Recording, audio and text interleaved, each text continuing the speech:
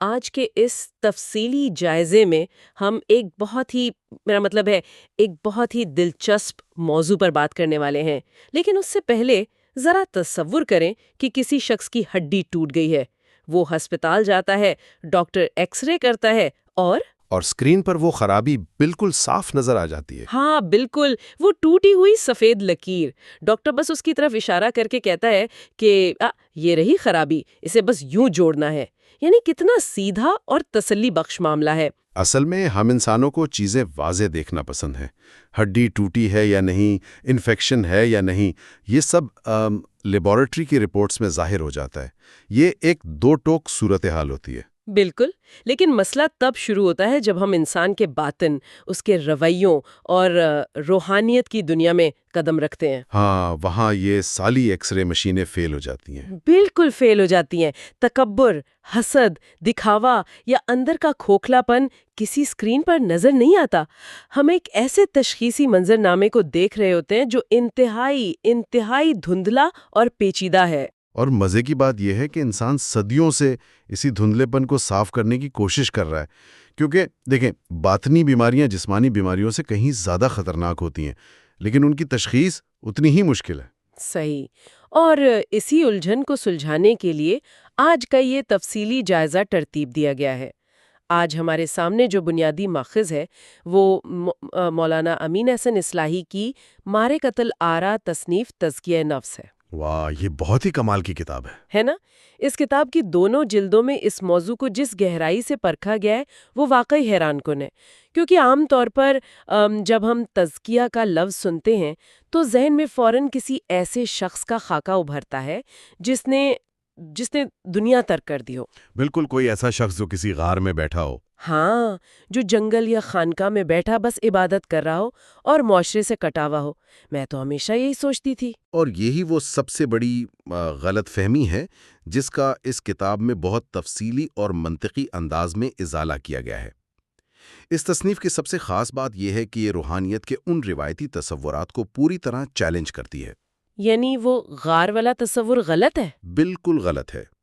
کتاب بتاتی ہے کہ اصل روحانیت معاشرے سے فرار میں نہیں، بلکہ اس کے اندر رہ کر اس کی تلخیوں کو برداشت کر کے اپنے آپ کو سنوارنے میں ہے۔ تو چلیں سیدھا اس موضوع کے مرکز میں اترتے ہیں۔ اس سے پہلے کہ ہم تزکیہ کے مختلف پہلوؤں یعنی علم، عمل اور تعلقات پر بات کریں، یہ سمجھنا بہت ضروری ہے کہ تزکیہ بذات خود ہے کیا۔ ہاں، اس کی بنیاد سمجھنا لازمی ہے۔ ذرائع کے مطابق تزکیہ دین میں کوئی ثانوی یا محض اضافی چیز نہیں ہے، بلکہ یہ انبیاء کی بعثت کا یعنی پیغمبروں کے بھیجے جانے کا سب سے بنیادی مقصد ہے۔ مصنف نے اس نقطے کو واضح کرنے کے لیے قرآن سے بڑی طاقتور مثالیں دی ہیں۔ ذرا حضرت موسیٰ علیہ السلام کے واقعے پر غور کریں۔ جب انہیں فرعون کے پاس بھیجا گیا، جو کہ اس وقت کا سب سے بڑا جابر حکمران تھا جس نے خدائی کا دعویٰ کر رکھا تھا، تو حضرت موسیٰ کا پہلا پیغام کیا تھا؟ انہوں نے فرعون سے یہ نہیں کہا کہ میں تمہیں برباد کرنے آیا ہوں یا تمہاری حکومت چھیننے آیا ہوں۔ قرآن کے مطابق ان کا پہلا سوال یہ تھا کہ کیا تیرے اندر کچھ رغبت ہے کہ تو تزکیہ حاصل کرے؟ واو، یہ واقعی بہت گہری بات ہے۔ یعنی ایک پیغمبر کی سب سے بڑی ترجیح اس شخص کا تزکیہ کرنا ہے جو ظلم کی انتہا پر کھڑا ہے۔ بالکل، اور یہ ثابت کرتا ہے کہ تزکیہ کتنا بنیادی ہے۔ اگر ہم تزکیہ کے لغوی معنی کی طرف آئیں تو اس کا مطلب ہے کسی چیز کو صاف ستھرا بنانا اور اسے پروان چڑھانا۔ مجھے یہاں وہ کسان اور زمین کی تشبیہ بڑی موزوں لگتی ہے جو کتاب میں زیر بحث آئی ہے۔ ہاں، وہ تشبیہ بہت خوبصورت ہے۔ فرض کریں ایک بنجر زمین ہے جس میں برسوں سے جھاڑ جھنکار اور زہریلی جڑی بوٹیاں اگی ہوئی ہیں۔ کوئی بھی سمجھدار کسان اس میں سیدھا بیج نہیں ڈالے گا۔ ظاہر ہے، بیج تو ضائع ہو جائے گا۔ بالکل، وہ پہلے زمین کو ہموار کرے گا، اس میں سے ایک ایک زہریلی جڑی بوٹی کو جڑ سے اکھاڑے گا، مٹی کو نرم کرے گا اور پھر اس میں بیج بو کر کھاد اور پانی دے گا۔ اور یہ کسان والا عمل انسانی ذہن اور دل پر بالکل منوعن لاگو ہوتا ہے۔ پہلے انسان کو اپنے اندر سے غلط عقائد، توہمات اور منفی خیالات کی جڑی بوٹیاں نکالنی پڑتی ہیں۔ یعنی صفائی کا مرحلہ۔ جی، یہ تزکیہ کا پہلا مرحلہ ہے۔ اس کے بعد اچھے اعمال اور درست نظریات کی کھاد دینی پڑتی ہے۔ یہ تزکیہ کا دوسرا مرحلہ ہے۔ یعنی نشو نما۔ صحیح۔ اور یہاں جو بات سب سے زیادہ قابل غور ہے وہ یہ ہے کہ جس طرح زمین کو مسلسل دیکھ بھال کی ضرورت ہوتی ہے، تزکیہ بھی کوئی ایک دن کا کورس نہیں ہے، یہ زندگی بھر کا عمل ہے۔ اور اسی تناظر میں کتاب ایک اور بہت بڑے مفروضے کو توڑتی ہے۔ میں تو اکثر یہی سنتی آئی ہوں کہ تزکیہ صرف چند مخصوص افراد، صوفیاء یا درویشوں کا کام ہے۔ ہاں، جیسے یہ کوئی VIP کلب ہو۔ بالکل، جیسے یہ کوئی کلب ہو جس میں صرف خواص کا داخلہ ممکن ہو۔ لیکن مصنف نے اس پر بہت زور دیا ہے کہ تزکیہ ہوا اور پانی کی طرح ہر انسان کے لیے ناگزیر ہے، کیونکہ یہ ایک بنیادی انسانی اور روحانی ضرورت ہے۔ ذرائع یہ بات بہت سختی سے واضح کرتے ہیں کہ تزکیے کے بغیر آخرت کی فلاح ممکن ہی نہیں۔ یعنی کوئی بھی اس سے بری نہیں ہے؟ کوئی بھی نہیں۔ یہ ایسا نہیں ہے کہ اگر کوئی عام دکاندار ہے یا طالب علم ہے یا کوئی مزدور ہے تو وہ تزکیے سے مستثنیٰ ہے۔ ہر وہ شخص جو شعور رکھتا ہے اس پر لازم ہے کہ وہ اپنے باطن کی صفائی کرے۔ یہ کوئی آپشن نہیں ہے، یہ شرط لازم ہے۔ ٹھیک ہے، اب اگر ہم اس کسان وانی تشبیہ کو ذرا آگے بڑھائیں، فرض کریں کہ زمین صاف ہو گئی، جڑی بوٹیاں نکال دی گئیں، اب اگلا مرحلہ ہے اس صاف زمین میں بیج بونا، اور وہ بیج علم کا ہے۔ بالکل، علم کے بغیر تو کچھ نہیں آگے گا۔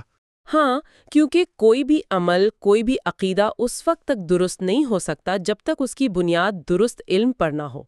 اور یہاں اس کتاب نے ایک بہت بڑی اور اہم بحث چھیڑی ہے، تزکیہ علم کی بحث۔ جی، مصنف نے اس تصور کی سخت تردید کی ہے کہ حقیقی علم صرف چند خاص لوگوں کے سینوں تک محدود ہوتا ہے، جسے بعض حلقوں میں علم لدنی یا کوئی گہرا باطنی راز کہا جاتا ہے۔ یہ تاریخ مذہب کا ایک بہت دلچسپ پہلو ہے۔ مصنف کا استدلال یہاں بہت سادہ لیکن ناگزیر حد تک منطقی ہے۔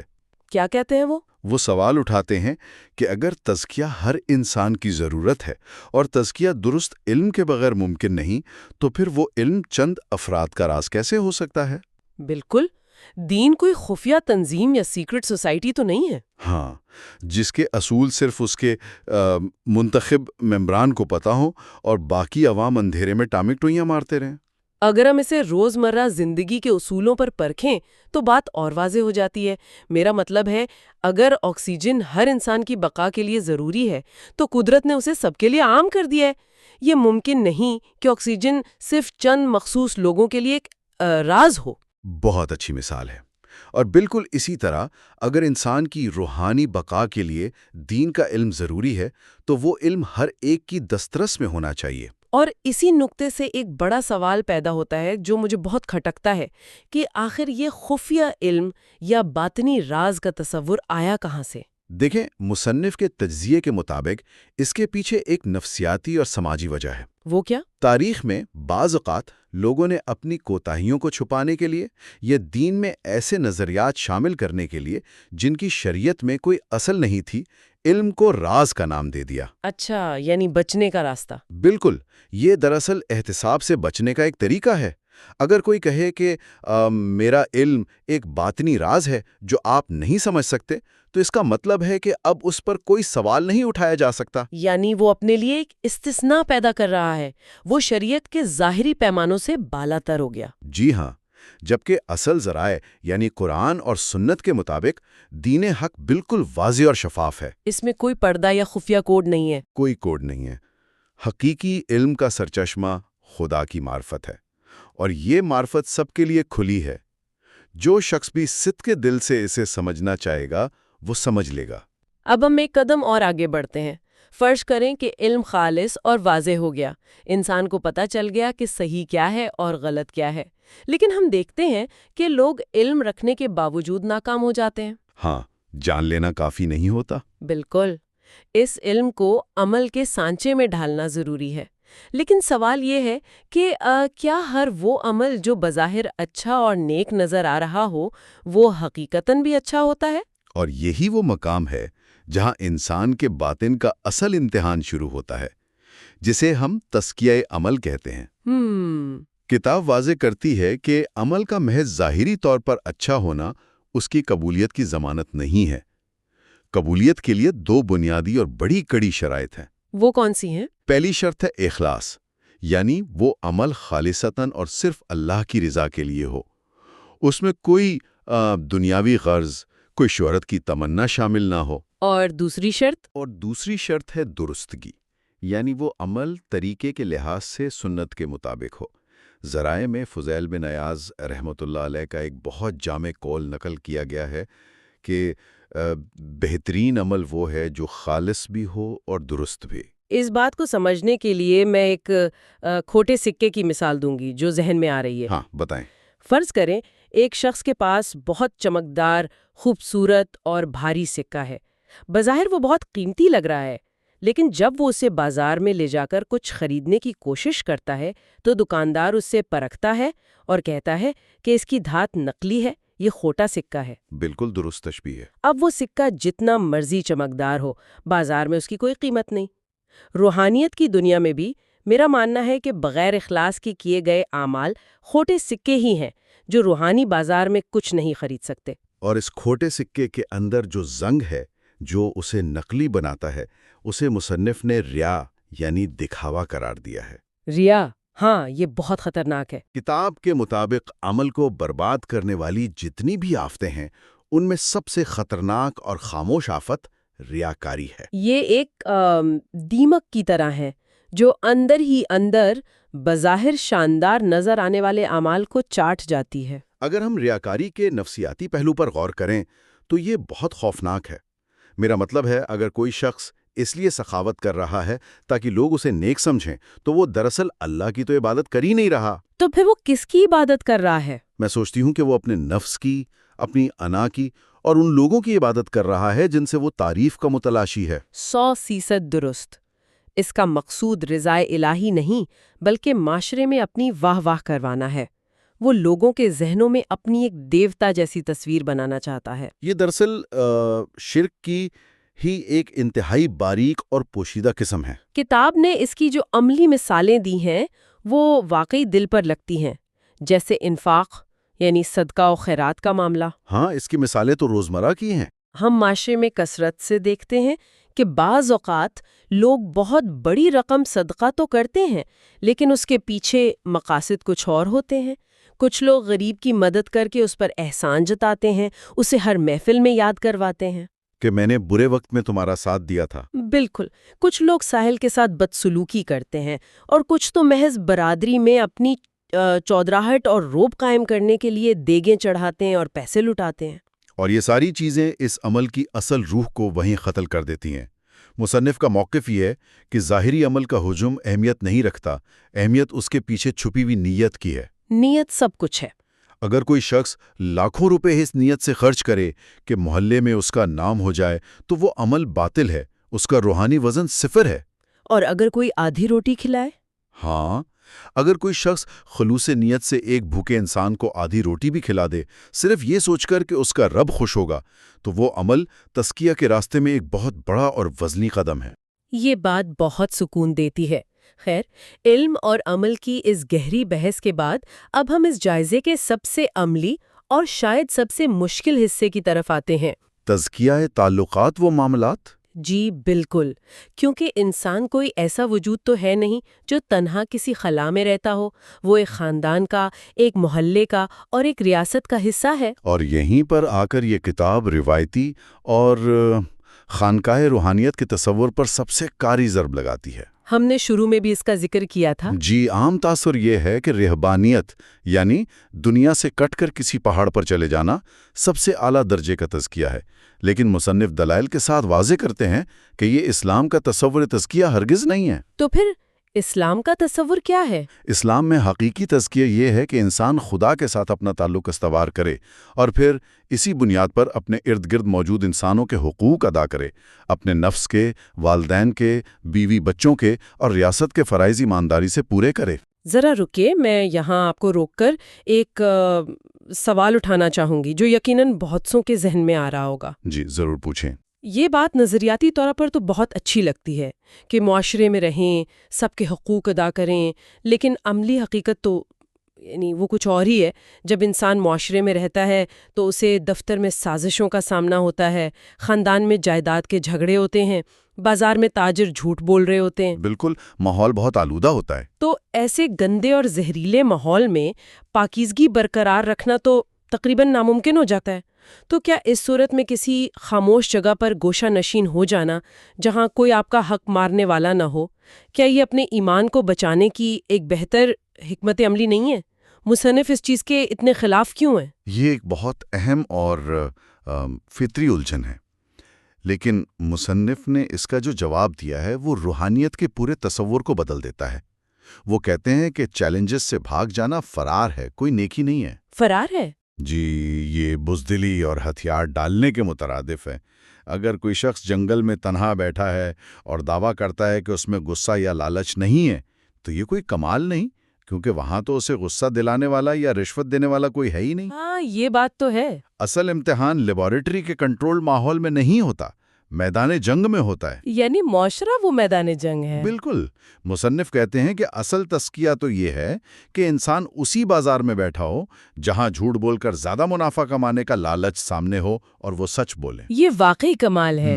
خاندان میں کوئی تلخ تنازع ہو، انسان غصے میں ہو اور پھر بھی انصاف کا دامن نہ چھوڑے۔ ریاست جب ظلم کرے تو حق بات کہے۔ انسانوں کے درمیان رہ کر ان کی ایذار آسانی برداشت کرنا، یہ ہے وہ تزکیہ جو مطلوب ہے۔ یہ تو واقعی ایک مسلسل جدوجہد ہے، اور اسی تناظر میں نے دیکھا کہ کتاب میں ایک اور بہت گہری بحث موجود ہے جو نفس کے درجات کے حوالے سے ہے۔ صوفیہ کی ایک بڑی روایت کے ہاں یہ مانا جاتا ہے کہ نفس کی ترقی کی آخری منزل یہ ہے کہ انسان خدا کی ذات میں ضم ہو جائے، جسے وہ فنا کہتے ہیں۔ جی، فنا فی اللہ کا تصور۔ ہاں، اس کی تشبیہ اکثر یوں دی جاتی ہے کہ جیسے پانی کا ایک قطرہ جب دریا میں گرتا ہے تو وہ اپنا وجود کھو کر دریا ہی بن جاتا ہے۔ لیکن مولانا امین احسن اصلاحی اس تصور کو محض ایک شاعرانہ اور خیالی بات قرار دیتے ہیں۔ مصنف کے نزدیک اس تصور میں ایک بہت بڑا نقص ہے۔ وہ کیا نقص ہے؟ نقص یہ ہے کہ جب انسان یہ فرض کر لیتا ہے کہ وہ فنا ہو گیا ہے تو وہ دنیاوی فرائض اور احساسات سے کٹ جاتا ہے۔ یہ بھی ایک طرح کا فرار ہے۔ اگر معاشرے میں ظلم ہو رہا ہے تو فنا کا تصور یہ سکھا سکتا ہے کہ چونکہ میرا اپنا کوئی وجود نہیں، اس لیے مجھے اس ظلم سے کیا لینا دینا۔ تو پھر مصنف کے نزدیک نفس کی سب سے بڑی ترقی کیا ہے اگر فنا نہیں ہے؟ مصنف قرآن کا حوالہ دیتے ہوئے بتاتے ہیں کہ نفس کی سب سے بڑی ترقی نفس مطمئنہ کا درجہ حاصل کرنا ہے۔ نفس مطمئنہ یعنی اطمینان پالینے والا نفس۔ اس کا عملی طور پر کیا مطلب ہے؟ اس کا مطلب ہے کہ انسان اپنا وجود ختم نہیں کرتا۔ وہ دنیا کی تلخیاں محسوس کرتا ہے، اسے تکلیف ہوتی ہے، دکھ لگتا ہے، لیکن اس کا نفس اپنے رب کے ہر فیصلے پر پوری طرح راضی ہو جاتا ہے۔ اور جواب میں رب اس سے راضی ہو جاتا ہے۔ بالکل۔ قطرے کا دریا میں فنا ہو کر اپنا وجود ختم کر لینا نسبتاً آسان راستہ ہے، لیکن اپنا وجود برقرار رکھتے ہوئے دنیا کے چیلنجز کا سامنا کرنا، لوگوں کے کڑوے رویے سہنا اور پھر بھی اپنے رب پر مکمل اطمینان رکھنا، یہ ہے نفس مطمئنہ کا اصل کمال۔ یہ بات واقعی انسان کی سوچ کے زاویے بدل دیتی ہے۔ اگر ہم آج کی اس تفصیلی گفتگو کو سمیٹنے کی کوشش کریں تو یہ بات بالکل عیاں ہو کر سامنے آتی ہے کہ یہ تصنیف تزکیہ نفس ہمیں سکھاتی ہے کہ اسلام کا تصور تزکیہ ایک انتہائی جامع نظام ہے۔ یقیناً یہ نظام بیک وقت 3 محاذوں پر کام کرتا ہے: علم، عمل اور تعلقات۔ جی، دماغ کی تطہیر جسے تزکیہ علم کہا، دل کی تطہیر جسے تزکیہ عمل کہا، اور پھر پورے معاشرے کی تطہیر جسے تزکیہ تعلقات قرار دیا۔ یہ تینوں پہلو زنجیر کی کڑیوں کی طرح جڑے ہوئے ہیں، کسی ایک کو بھی نظر انداز نہیں کیا جا سکتا۔ بالکل درست۔ اور آج کے اس جائزے کو ختم کرنے سے پہلے میں اس پوری بحث کو، خاص طور پر عمل اور ریاکاری کے بحث کو، ہمارے آج کے دور کے ایک بہت بڑے اور خاموش چیلنج سے جوڑنا چاہتی ہوں: سوشل میڈیا۔